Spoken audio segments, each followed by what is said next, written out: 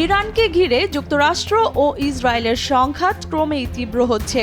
সামরিক হামলা, নিষেধাজ্ঞা শিথিল, জ্বালানি সংকট ও কূটনৈতিক তৎপরতার মধ্যে মধ্যপ্রাচ্য জুড়ে বেড়েছে অস্থিরতা। পাশাপাশি বৈশ্বিক অর্থনীতি, নিরাপত্তা ও আঞ্চলিক স্থিতিশীলতা নিয়েও বাড়ছে উদ্বেগ। জড়াচ্ছে বিভিন্ন দেশও। চলুন জেনে আসি আজকের আপডেট।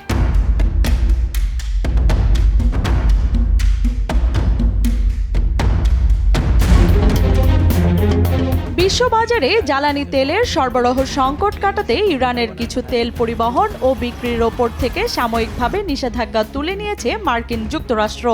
এ পদক্ষেপের ফলে ইতিমধ্যে জাহাজে থাকা অপরিশোধিত তেল বিক্রি করা যাবে। বিশেষজ্ঞরা সতর্ক করে বলেছেন, এটি তেলের দাম কমাবে কিনা অনিশ্চিত, বরং ইরানের অর্থায়ন বাড়ানোর সম্ভাবনা রয়েছে। এদিকে ট্রাম্প সামরিক অভিযানও কমানোর ইঙ্গিত দিয়েছেন। ইরানের সঙ্গে যুদ্ধবিরতিতে কোনো আগ্রহ নেই বলে জানিয়েছেন মার্কিন প্রেসিডেন্ট ডোনাল্ড ট্রাম্প। এছাড়াও ইসরায়েল লক্ষ্য করে ইরানের ক্ষেপণাস্ত্র হামলা অব্যাহত রয়েছে, যা প্রতিহত করার দাবি করেছে ইসরায়েলি বাহিনী। এদিকে তেহরানে বিস্ফোরণ ও আকাশ প্রতিরক্ষা সক্রিয় হওয়ার খবর পাওয়া গেছে। এতে উত্তেজনা আরও বেড়েছে। ফার্সি নতুন বছর এবং ঈদ উল ফিতর উপলক্ষে শুভেচ্ছা জানিয়েছেন ইরানের নতুন সর্বোচ্চ নেতা মোস্তফা খামেনি। বার্তায় তিনি জাতীয় ঐক্য ও প্রতিরোধ অর্থনীতির ওপর গুরুত্ব দেন।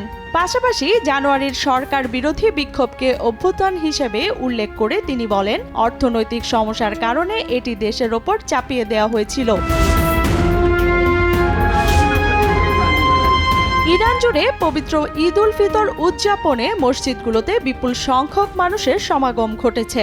ইমাম রেজা মাজার সহ বিভিন্ন মসজিদে মুসল্লিরা হুমকি উপেক্ষা করেন নামাজ আদায়। ইরানের ঐতিহ্যবাহী নববর্ষ নওরোজের সঙ্গে ঈদ মেলায় এ উৎসব আরও বিশেষ হয়ে উঠেছে।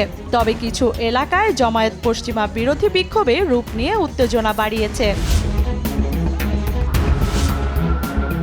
সিরিয়ার সামরিক অবকাঠামো লক্ষ্য করে ইসরায়েলের সাম্প্রতিক হামলার তীব্র নিন্দা জানিয়েছে সৌদি আরব। রিয়াদ এ ঘটনাকে আন্তর্জাতিক আইন লঙ্ঘন উল্লেখ করে সিরিয়ার প্রতি সংহতি জানায়। সুয়াইদায় দ্রুজ নাগরিকদের ওপর হামলার জবাবে ইসরায়েল এই হামলা চালানোর দাবি করেছে। দখলদার ইসরায়েলকে লক্ষ্য করে ছোড়া ইরানের একটি ক্লাস্টার মিসাইল সরাসরি আঘাত হেনেছে, যা তেল আবিব থেকে ৮ কিলোমিটার দূরে রিশন লেজিওনের ৩টি স্থানে আঘাত হানে। প্রতিটি মিসাইলে প্রায় ২০টি ছোট বোমা থাকে, যার ওজন প্রায় ২.৫ কেজি। যেখানে এসব বোমা আঘাত হানে, সেখানে এগুলো ব্যাপক ক্ষয়ক্ষতি করতে পারে। এদিকে হরমুজ প্রণালীতে নিরাপত্তা পুনরুদ্ধার এবং বৈশ্বিক জ্বালানি বাজার স্থিতিশীল রাখতে ইউরোপের কয়েকটি দেশ ও জাপানের সঙ্গে যৌথ আহ্বানে যোগ দিয়েছে দক্ষিণ কোরিয়া। শিওল অবাধ নৌ চলাচল নিশ্চিত এবং অস্থিরতার প্রভাব কমাতে আন্তর্জাতিক প্রচেষ্টায় সক্রিয় ভূমিকা নিতে প্রতিশ্রুতিবদ্ধ। ইরানি বাহিনীর কারণে প্রণালী বন্ধ হওয়ায় জ্বালানি সরবরাহ সংকট ও মূল্যবৃদ্ধি দেখা দিয়েছে। ফার্সি বর্ষবরণ নওরোজে ইরানি নেতাদের শুভেচ্ছা জানিয়েছেন রাশিয়ার প্রেসিডেন্ট ভ্লাদিমির পুতিন। একই সাথে তেহরানের বিশ্বস্ত বন্ধু ও নির্ভরযোগ্য অংশীদার হিসেবে থাকার আশ্বাস দেন তিনি। এদিকে মোস্তফা খামেনি ও প্রেসিডেন্ট পেজেশকিয়ানকে পাঠানো বার্তায় তিনি সংকট মোকাবেলার আশা ব্যক্ত করেন। তবে সহায়তা নিয়ে বিতর্ক রয়েছে, আর যুক্তরাষ্ট্র রাশিয়ার প্রস্তাব নিয়ে মতবিরোধও অব্যাহত। ইসরায়েল ও যুক্তরাষ্ট্রের যৌথ ক্ষেপণাস্ত্র হামলায় ইরানের সামরিক বাহিনীর বিশেষ শাখা ইসলামিক রেভলিউশনারি গার্ড কোরের মুখপাত্র জেনারেল আলী মোহাম্মদ নাইনি নিহত হয়েছেন। নিহত হওয়ার আগে এক বিবৃতিতে জেনারেল নাইনি দৃঢ়তার সঙ্গে জানিয়েছিলেন, ইসরায়েল ও যুক্তরাষ্ট্রের ক্রমাগত হামলা সত্ত্বেও তেহরান এখনও ক্ষেপণাস্ত্র তৈরিতে সক্ষম। যুদ্ধ চালিয়ে যাওয়ার সংকল্প ব্যক্ত করে নাইনি বলেছিলেন, এ লড়াই চলবে।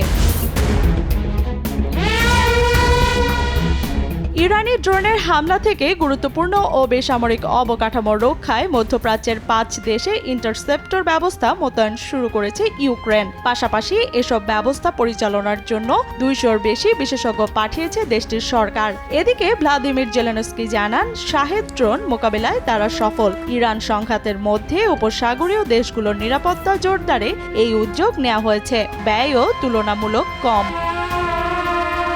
লিয়ানা শারমিন, সময় সংবাদ।